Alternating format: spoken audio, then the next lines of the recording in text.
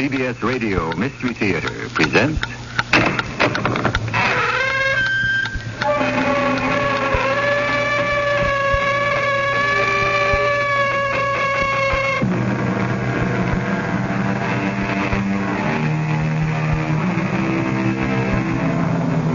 Come in.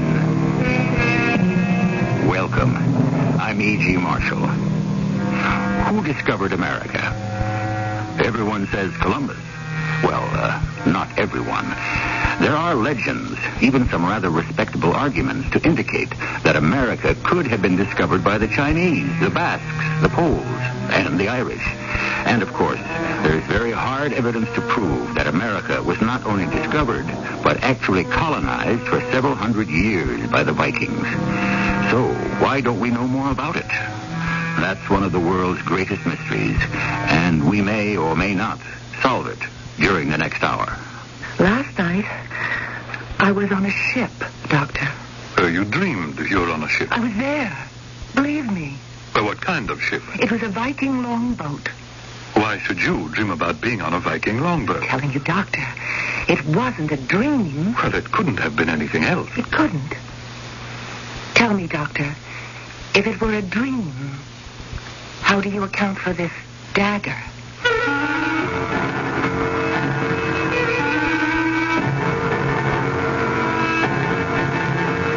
Our mystery drama, Somewhere Else, was written especially for the Mystery Theater by Sam Dan and stars Marion Seldes. I'll be back shortly with Act One. Saturdays on CBS television. Don't miss the fun and games that Flo's Yellow Rose. She's one of a kind, and with a ladylike flow, anything can happen, and does. She's a lover and a fighter and a whole lot of fun. It's the curse of every man's ideal woman. She's every cowboy's favorite kiss and cousin. But when the grit hits the fan, watch out. Join the laughs at Flo's Yellow Rose on Flo, Saturdays at 8:30, 7:30 Central and Mountain on CBS television. What do doctors recommend to avoid constipation? These days, doctors stress the importance of fiber in the diet. Food fiber that helps the system regulate itself naturally. Metamucil is the laxative made from natural fiber. No chemical stimulants. So for occasional constipation, doctors recommend Metamucil more often than any other laxative. The way to overcome constipation is the natural way. But if not nature, Metamucil. Read label and follow directions. Welcome to Meet the Media. Thank you very much. Today I am interviewing radio. Hello. Television. Take a look at this. Oh, newspaper. I've been around the longest. Yeah, but you can't change channels on a newspaper. Well, you can't put a TV in the bottom of a birdcage. Interesting debate. Radio. Mhm. How is your listenership? It's up 66% since 1967. Newspaper? Yes. How's your circulation? It's, Right. But I'm happy to say our advertising rates have gone up. Radio? Because the cost of radio advertising has not increased as much as the other major media, it's a better deal. And what about the cost of television? Film at 11. Radio in background. Mhm. What about creativity? Well, there are four of us sitting in a room pretending to be a radio, a television, a newspaper, and a human being. That's amusing. Just an example of radio's creativity. Radio, red hot, because it works. For the advertiser trying to fight the rising costs of TV and print, the Radio Advertising Bureau can send you more facts. This station can send you more customers.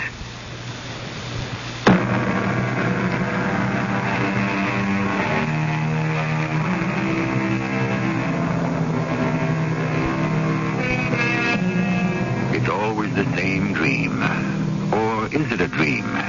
The blazing red flames light up the midnight skies. There's the brazen, ear-shattering clamor of the great bronze war horns. The shouts of the men, the screams of the women, the clatter of sword and javelin, the smashing of battle axe and mace. All of this seems to be exploding all about her. There is no escape.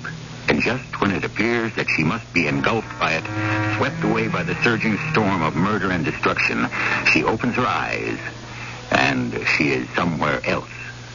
Somewhere else. Miss Nelson? Yes, Dr. Miller. Where? Where? Why, in my own room. Home. Well, why didn't you say so? I don't know. Well, the usual way to describe this sort of experience would be to say, then I opened my eyes and I was back home. Why did you refer to your home as somewhere else? I told you I don't know. In the dream... Doctor, I don't know how this is going to sound, but I'm not sure it's a dream. Well, what else could it be? I have to keep saying I don't know.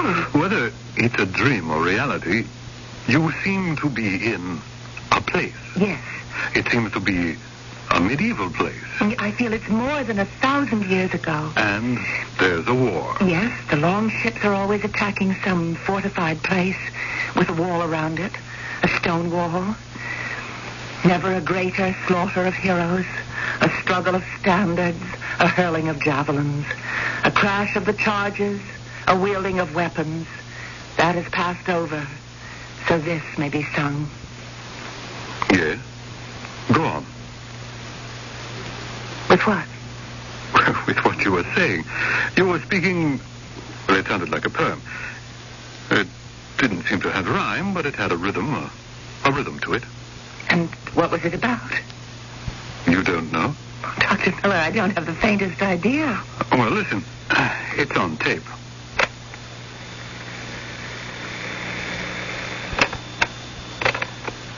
Never a greater slaughter of heroes, a struggle of standards, a hurling of javelins, a crash of the charges, a wielding of weapons.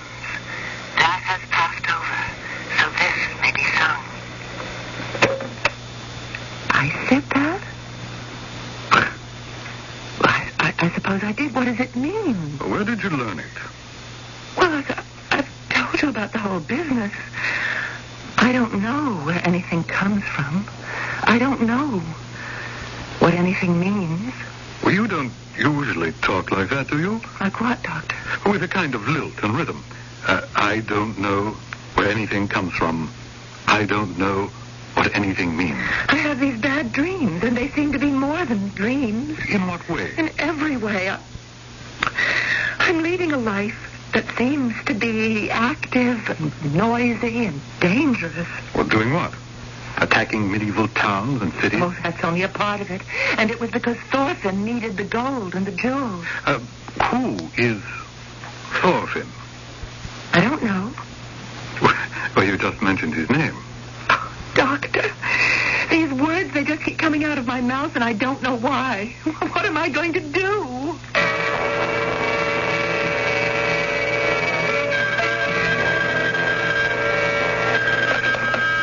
Hello? Oh, Mother. Yes, I'm feeling fine, just fine.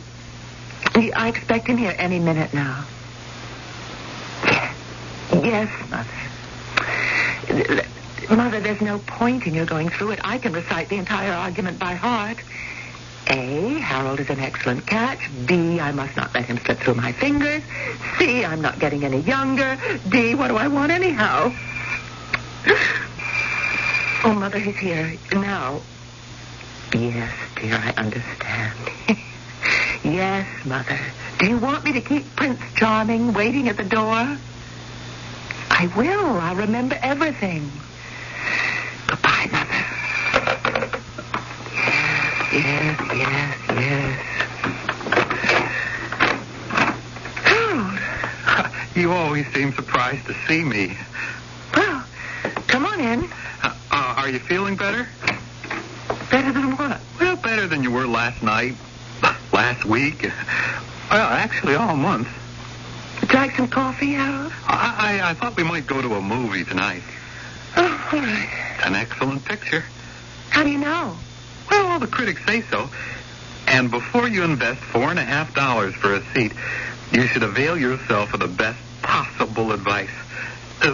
Would you agree? Of course. Everything in this life is an investment. That's why you should research everything thoroughly. Now, I fell in love with you, Edith, but it wasn't at all haphazard or accidental. I mean, do you realize that? I really hadn't thought about it. No. See, first, I found out all about your family, and then I found out all about you.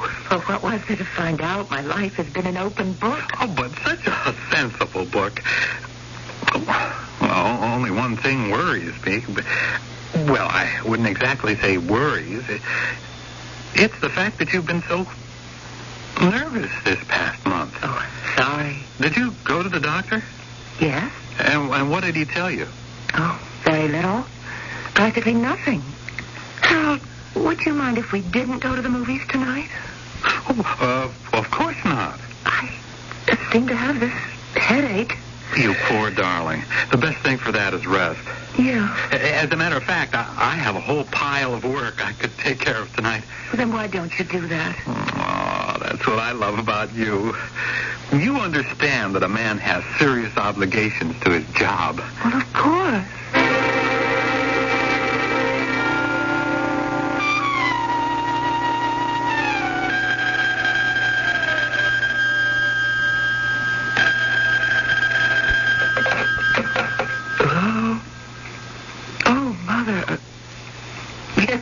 You did wake me up.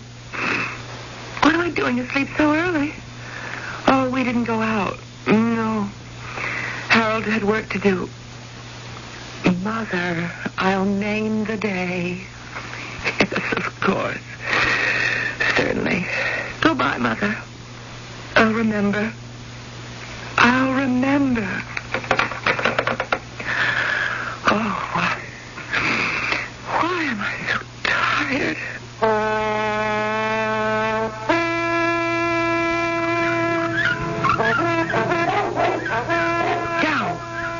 Down, Randolph. Be still. This must be the house of Goodleaf Carlson. Yes? And you are the fair Edith. The minstrels for once told the truth. They said that Edith Goodleaf Stater was the most beautiful maid in all of the northern country. And who are you?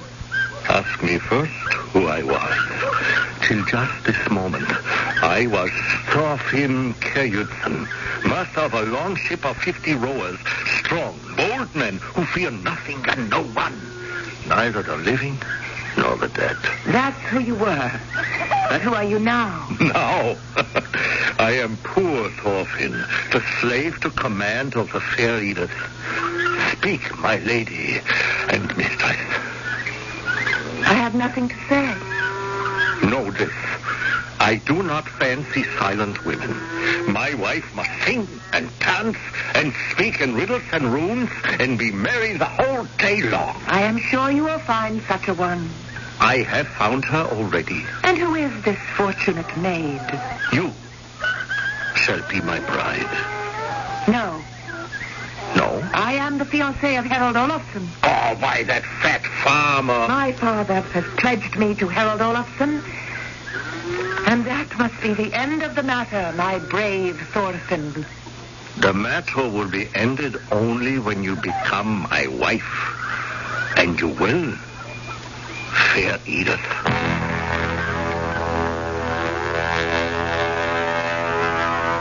You still have those dreams, Miss Nelson? Yes, Doctor? What do you know about the Vikings? Not very much.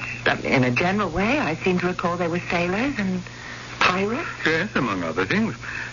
Now, why should you dream about Vikings?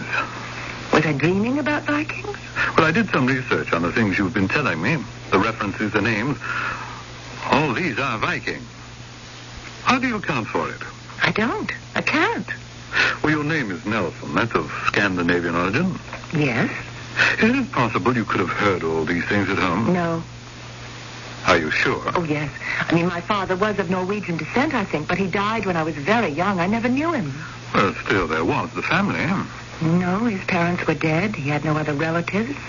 And my mother's people were English, and so actually the only thing that's Scandinavian about me is my father's name. And you never read any of those things? No.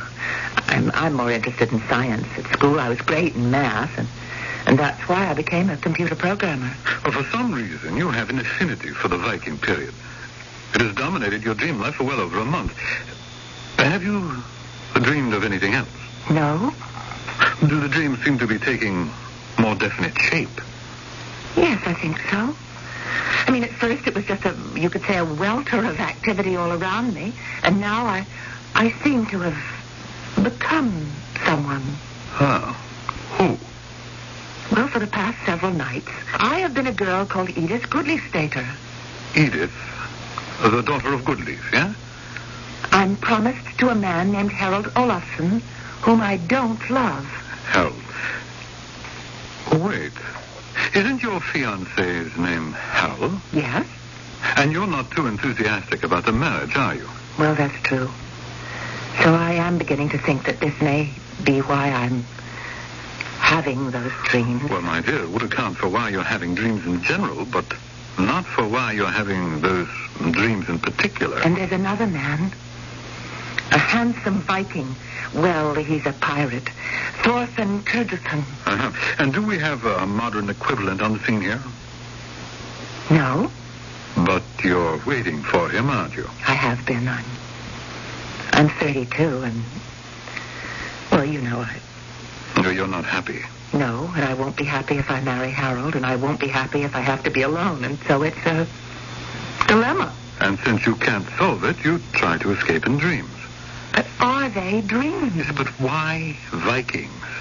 And how do you know so much about them? So you started having these dreams, you say, about a month ago? Yes, Doctor. You didn't have any dreams even remotely like them before. No. Why did they begin a month ago? What happened? Was there an event? An event? What sort of event? A month ago. That would be June 3rd. A Saturday. You came in here. See, I have the record. June 14th. Now, you told me you were having those dreams. You remembered the day they began, Saturday night. So what happened Saturday that could have triggered them? I don't... Don't say you don't remember. We're going to put that day together. Now, what happened on Saturday, June 3rd? That seems to be changing your whole life.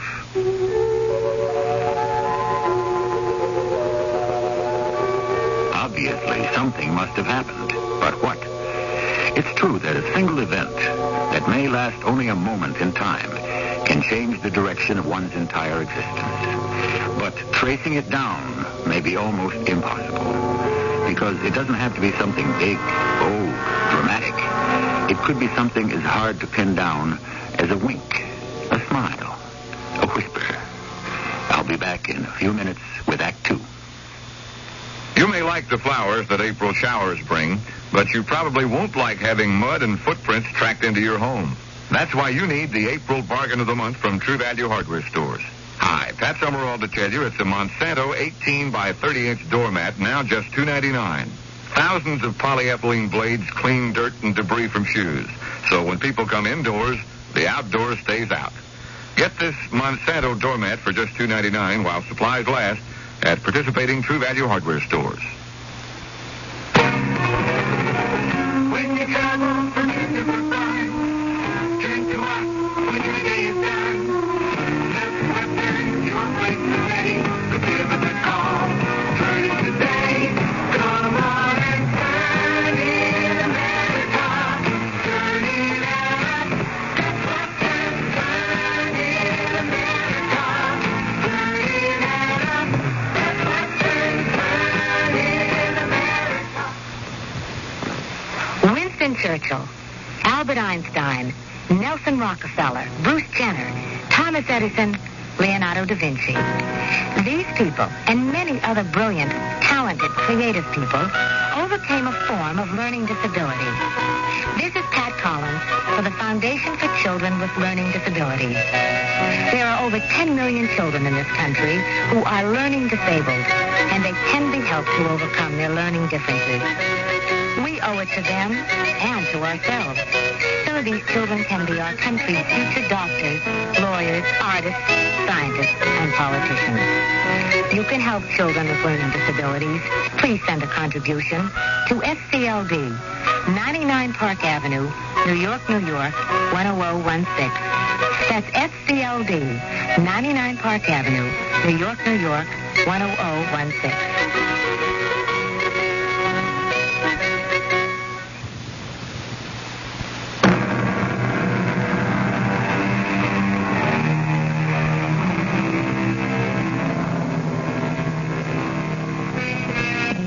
In our dreams, we go journeying, says the poet. True, but where and why? Why one dream and not another? And why are some so real and others so dim and confused? What is a dream? Is someone trying to tell us something? If you can't answer these questions, you're in distinguished company. Neither could all the great scientists, psychologists, and philosophers. Saturday, June 3rd. Remember it? Yes, Doctor? Why? Was it a special day? Well, any day's a special day if I don't have to go to work. Well, that tells us something about your job. What did you do on that morning? I went to the old Renby place. Oh, I mean, the Renbys have been gone these past 20 years. The property belongs to the state now. But nobody minds if you go there and pick cranberries. So you went berry picking Saturday morning? Alone? Yes, Harold was out of town. Or did you spend the whole morning there? Well, you don't just go to pick cranberries. You enjoy the fresh air and the sunshine, the view. You bring a book and a sandwich. Well, what did you do afterward? I went home and I wallpapered my bedroom. That took all afternoon. Then I went to my mother's for dinner and we talked a while about you know who. We watched TV and then I went home and to bed. And that night you had the first dream. Yes. On TV, did you see a movie, perhaps, about Vikings? No, actually, we watched a baseball game. My mother's a fan. And that was Saturday, the 3rd of June. Yes. Have you told me everything? Every little incident? Start again. While I was picking berries, I tripped and fell. Is that the kind of thing you want? Yes, go ahead. And I saw this funny piece of iron lying there on the ground. Iron? Well, I could tell it was very old because it had that rippled sort of look. Describe it. It's about 8 or 9 inches long, and on one end of it, it's about an inch or so wide, and it sort of narrows down to a point. Like a knife? Yes, a knife. What else can you tell me about it? It has some marks on it. I would say it might be some kind of writing. In what language? Well, I don't know.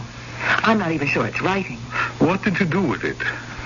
Well, I brought it home. I mean, you know, people are always finding things around here from colonial times, so I used it as a paperweight. Mm-hmm. Well, I'd like to see it. But what would it have to do with anything? Whatever happened to you on that day, the 3rd of June, could be of the utmost importance.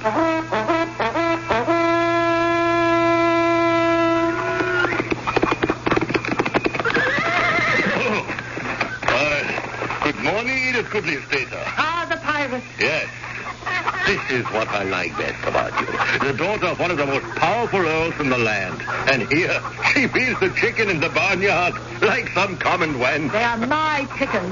Well, as the wife of Thorfinn, you could be mistress of the sea. I shall soon be the wife of Harold Olafsson. Shall you soon be the happy wife of Harold Olafsson? I could reach down and sweep you into my arms, and we should ride like the west wind to the shore where my long ship waits. As befits a pirate. We are all pirates, Lady Edith. Where do the gold dishes and silver spoons in your father's house come from? The plundered towns and ships of 3 oceans. They still sing of the great deeds of the mighty Goodleaf garrison. Yes, I shall yet take you with me. When?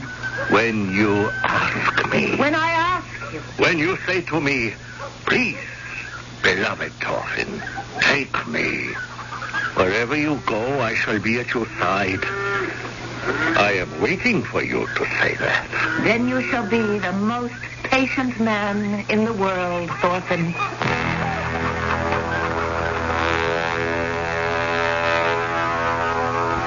I had this knife, that's what it is, examined at the Fine Arts Museum in Boston. It's an 11th century Viking dagger. At one time it must have had a hilt made of leather. It was probably set with precious stones. But how can they know that, Doctor? The writing says, from Thorfinn Kjærjudsen to his bride, Lady Edith. But those are the names I've been telling you about. Could you have read those names on the blade and constructed this fantasy? But how could I read it? Yes, that's true. But I have a question. What would a Viking knife be doing in a cranberry patch in Rhode Island? I asked the same question. It seems that the Vikings set sail for the New World about the 11th century. We know they went to Greenland, Labrador, Nova Scotia, and further south they found a place they called Vinland. Vinland. Historians aren't sure where this place was. Vinland. Some say it was Nantucket. Markland. We know they passed by Cape Cod. Fierdistombi. And they sailed perhaps south and west, here to the shore of Rhode Island, where they found vinberries or wineberries. Perhaps cranberries. Let us cut the vines, said Leaf, and we shall have a loading for the ship. What did Leaf say? Leaf? You just mentioned that name. Oh, Doctor, I don't know what to think anymore. This knife, this 1,000-year-old Viking dagger, it's the clue. But how? How can it mean anything to me? How did you get it? I told you I found it in the fields at the old Denby place. I mean, how did you get it the first time? How did Thorfinn Kjærjudsen present it to Lady Edith? Doctor, do you know what you're saying? I only know we have one line of approach. And where can it lead us? Tell me more about Thorfinn the pirate. But I don't know anything about Thorfinn the pirate or whoever he was. Try to think. No. Listen to me, Dr. Miller.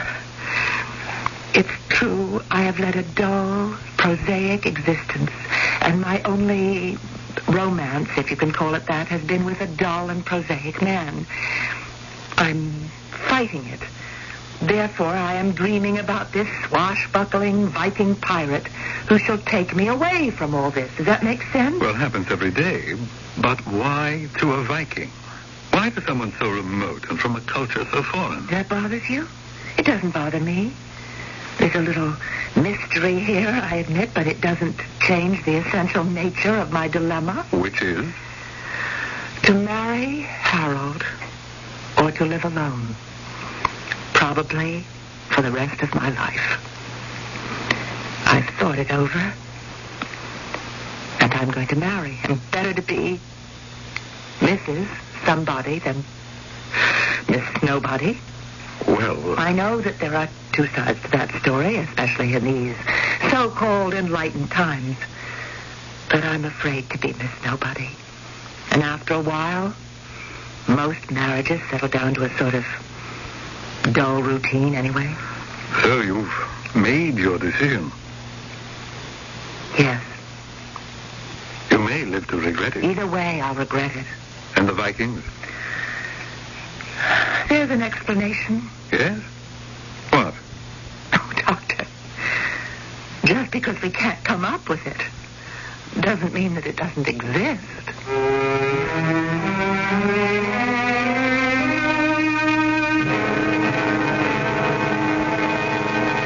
Yes, Mother, I have the invitations engraved at Stackpool. Do them at Stacy's, then. Mother, it doesn't matter. You can discuss that with the minister, Mother, after all. It's your wedding. No. What I meant was, it's very important to you. Yes, it is to me, too, Mother. Saved by the bell. Mother, I think it's Harold at the door. So... Yes, Mother. I know we're going to be deliriously happy.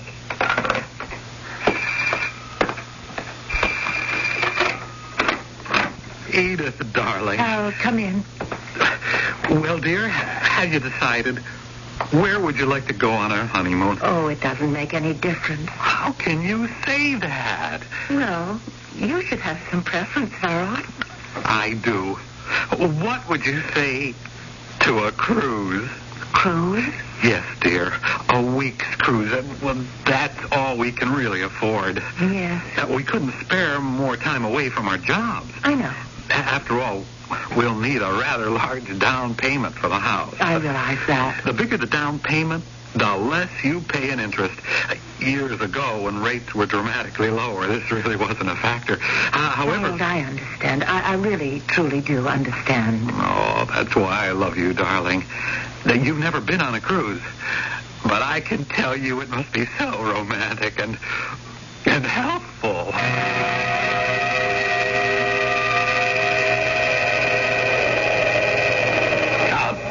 Coming right. The sea road, lady. Hear the wind whistle through the rigging, the chant of the roar. You're standing in my way, Thorfinn. And what are you doing? Feeding the pig? They are my pigs. You should be a queen. Come. I cannot. Why? I am to marry Harold Olafsson tomorrow. Oh, I refuse to allow it. Indeed. Yes, listen to me, beautiful Edith. You are no longer a maid of 16. You're twice that age. Ah, you are so adept with a compliment. Why have you not married till now? Shall I tell you? All your life, you have waited for me. For you. For a man like me. Flatter yourself. Now that I'm here, why do you refuse me? Please go away. Send me away. Very well. I send you away. You can only send me away by swearing to me that you love Harold. Swear to me that he is the only man in the world for you. Swear it. Well, I'm waiting. You cannot. Oh, fair Edith, listen.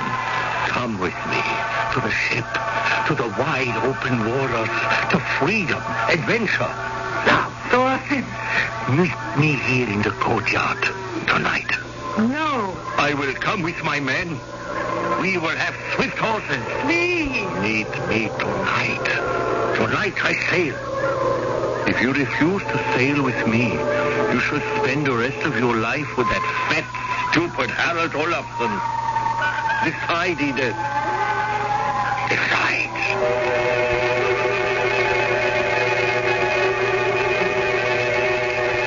Who was it that first said, decisions, decisions? That's not exactly true. In a basic sense, there's only one decision. One decision, and it alters the entire course of our existence. And the story of anyone's life is how he or she made that decision, or if the decision is ever made at all. In a few minutes, we shall approach the third act, the time of decision. Was the kidnapped Lindbergh baby really murdered? Connecticut businessman Harold Olson believes he is Charles Lindbergh Jr. This shocking possibility is explored in the new paperback In Search of the Lindbergh Baby, written by former United Press reporter Theon Wright. Was Bruno Hauptmann electrocuted for a murder that no one committed? Is Harold Olson the missing link? Read the startling evidence In Search of the Lindbergh Baby from Tower Books, wherever paperbacks are sold. This is Carl Malden. Now only American Express Traveler's Checks offers exclusive new services that protect more than just your money. Now if you lose your credit cards and ID along with your Traveler's Checks, only American Express will help you cancel your cards, issue you a temporary ID, cash a check, and put its travel service at your service 24 hours a day. Ask for American Express Traveler's Checks. Now they protect more than just your money. Now they help protect your vacation. Services available in the U.S. and Canada. Certain conditions apply. The following is a reenactment of a scene that never happened. When I told the fat man that I lost the letters of transit, I thought it was having a heart attack. Sure. Do you get all the warning signals of a heart attack? Well, sure, Rick. Well, no, Rick. Then listen and get it once. A pain in the center of your chest may spread to a shoulder, your neck, or an arm. They feel dizzy, nauseous, sweaty. If it lasts 2 minutes or longer, get emergency help right away. Got it? Sure, Rick. Oh, Rick? Yeah, shoot. Well, the fat man was mad when I called the ambulance. She said it wasn't a heart attack, but me giving him indigestion. That's common enough. A lot of heart attack victims say there's nothing wrong. Want to think it'll go away. Your American Heart Association has the information on heart attack, so get them on the phone. They're fighting for your life. But, Rick, the fat man did have indigestion. I'm feeling a little queasy myself. Well, did I make a mistake, Rick? Aside from being born, you mean? No.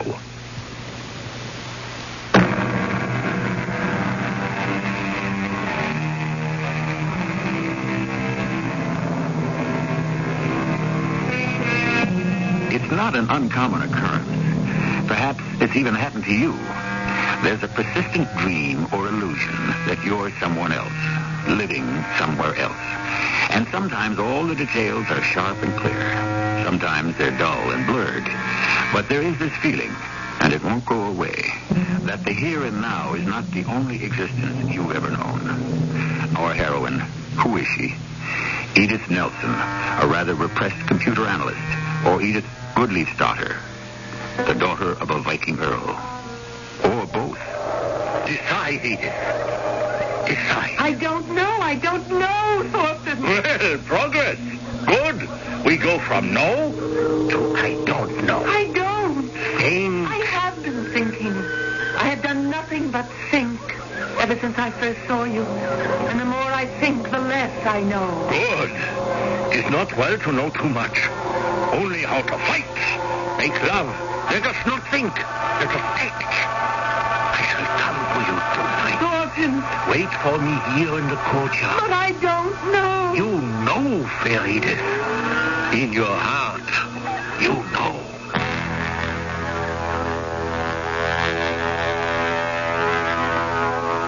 Yes? What is it he did? Oh, Doctor, this time, a dream, it's more vivid than ever. But in what way? In every way. The colors. The sky is very blue. The sun is brilliant. I see the courtyard, my father's house. Now I see the house itself made of logs. My dress is sort of heavy linen. I have a thick gold bracelet on my arm. Yes?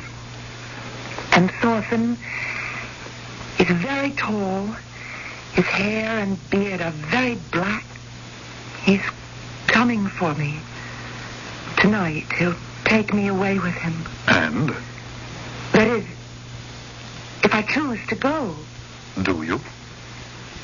I don't know. Well, I suppose we'll have to wait and see. But what are we going to see? Well, your next dream will tell you, won't it? Yes. I'm sure it will. Did I go away with Thorfinn? Or did I stay home and marry Harold?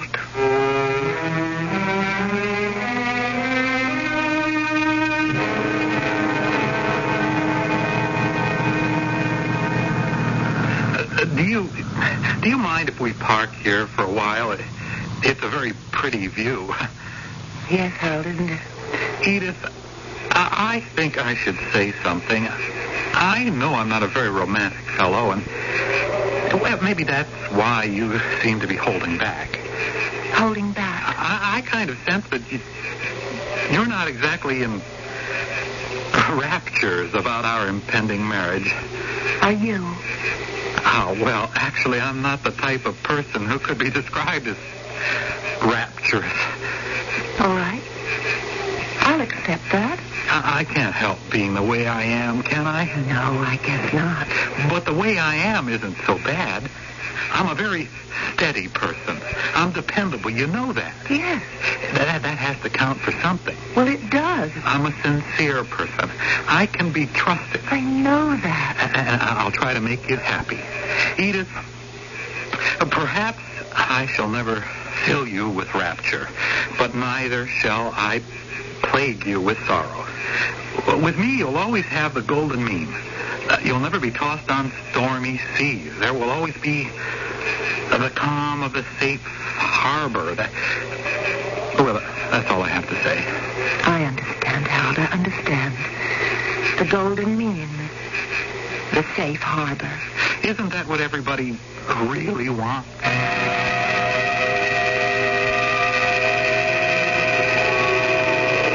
Lady Edith, you are here. Yes, Thorfinn, I am here.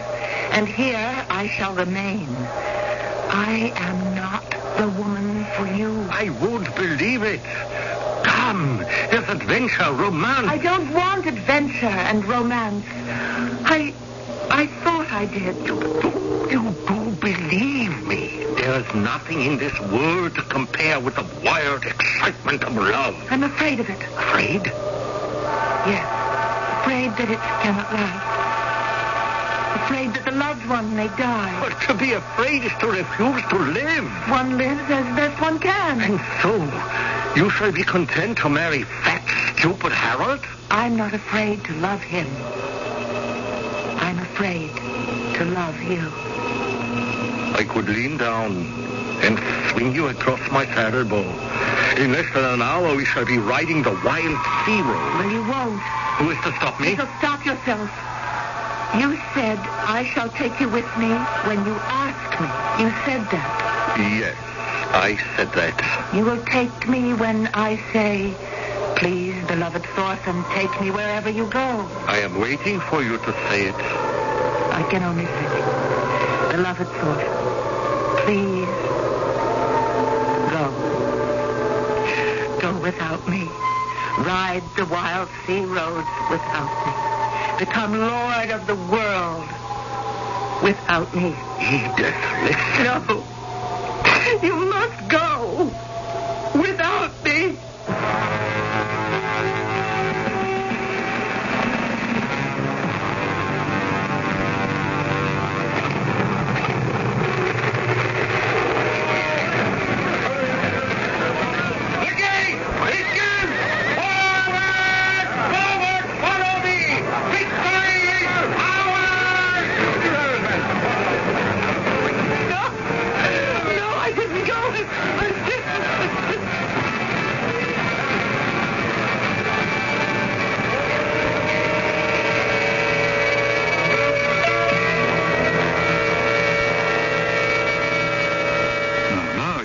Be calm. Don't humor me, Doctor. You say you chose Harold, and Thorfinn rode away without you. Yes. So why do I keep dreaming about him? Why am I still on his ship? Because in your dream world, you did go away with him. No, I sent him away, and I married Harold Olaf. Then tell me, how do you account for the knife? What knife? The one you found. The wedding gift from Thorfinn to Edith Goodliffstater. I don't know. What is the knife doing here in Rhode Island? Which, for all we know, is the ancient Viking Vinland. Tell me. I can't. We're back to square one. And Harold? Shall you marry Harold? The invitations are printed. Oh, I wish I could help you. I wish I could help myself.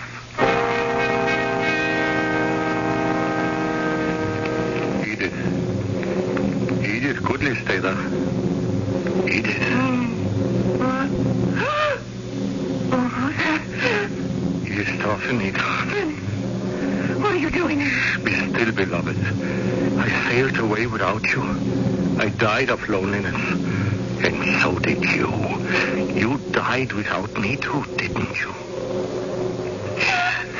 Edith, come with me. Come with me this time. Oh, Thorfinn. Say yes, Edith. Say yes. Yes, Thorfinn, yes. Then let it be as it should have been the last time. Meet me at midnight in the courtyard.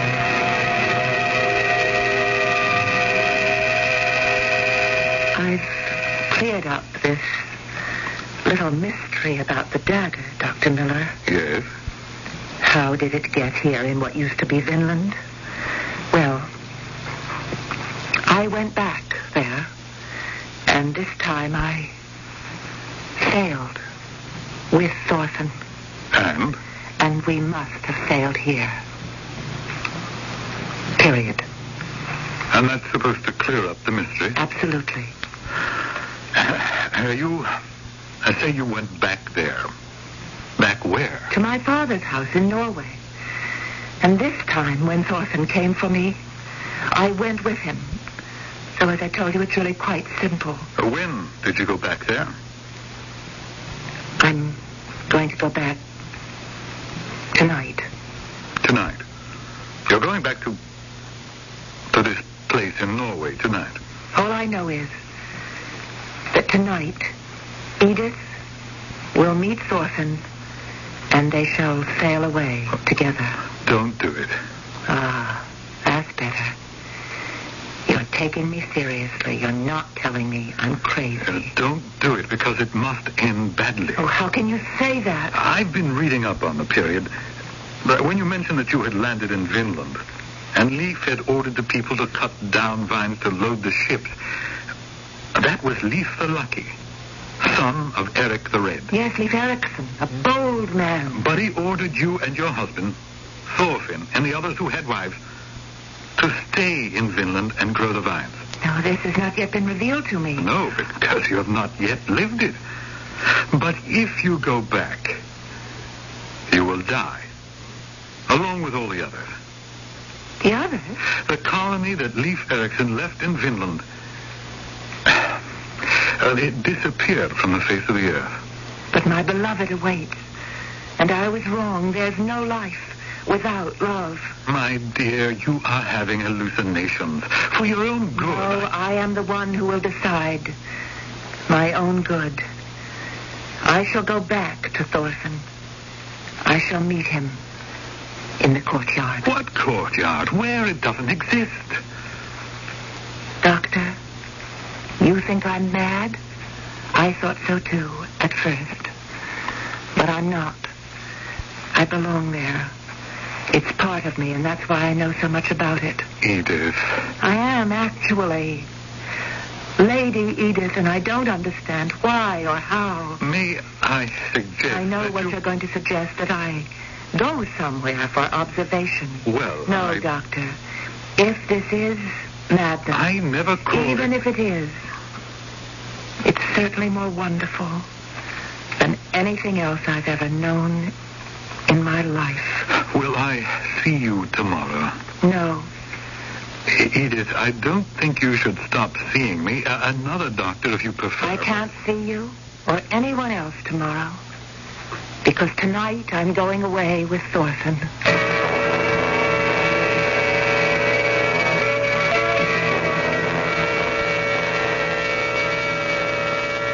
Dr. Miller? I'm Lieutenant Spring. Yes. What can I do for you, Lieutenant? It is about Edith Nelson. She disappeared last Saturday night. I know. She was supposed to have been married the following day. She's been seeing you, Doctor, and you're a psychiatrist. Would you know why? Well, it's not uncommon for a person to be overwhelmed by the thought of a marriage and to simply run away. You've heard of that. Oh, yes, of course. Or else she may have changed her mind about the whole thing and just decided to pull up stakes and leave. Yes, I've heard of that, too. But her money and her bank account and all her possessions are still here. Now, her mother knows them all to the last paperclip. The only thing that's gone is a paperweight. A paperweight? Yes. Yes, her mother says it's an old piece of iron that might have had some value as an antique. You have any ideas, Doctor? I think she may have been looking for something or someone. Oh, who? What? Something in the past. Oh, the past. Well, how long ago? last month, last year? No, this is a very distant past. Perhaps 1,000 years ago. Oh, yeah, well, you don't have any idea where she might have gone last week? I can only tell you, Lieutenant, that right now she may be at home. Home? She hasn't been there in over a week.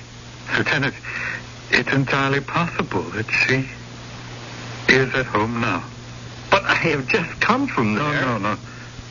The place you have just come from, the place you call home, is really somewhere else. Yeah. Thanks, Doctor. Thanks a lot.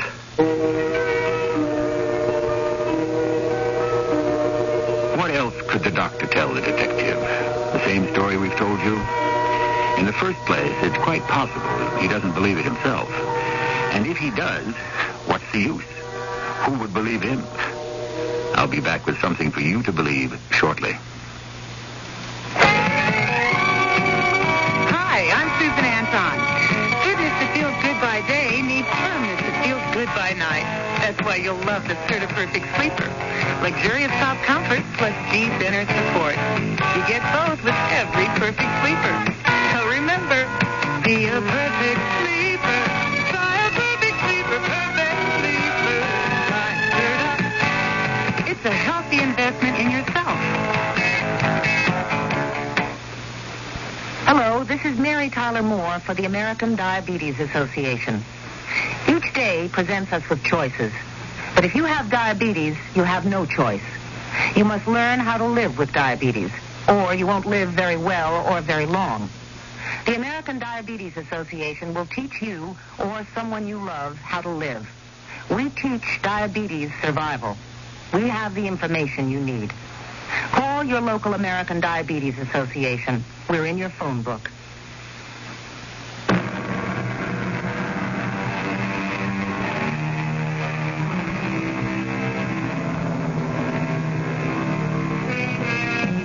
This has been an hour devoted by and large to dreams.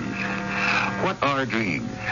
We've asked this question not once but many times, and the answers are infinite, if not definite.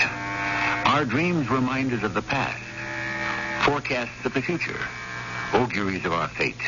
Or, as Mr. Dickens might put it, are they merely an undigested bit of beer? Our cast included Marion Seldes, Lloyd Battista, and Earl Hammond. The entire production was under the direction of Hyman Brown.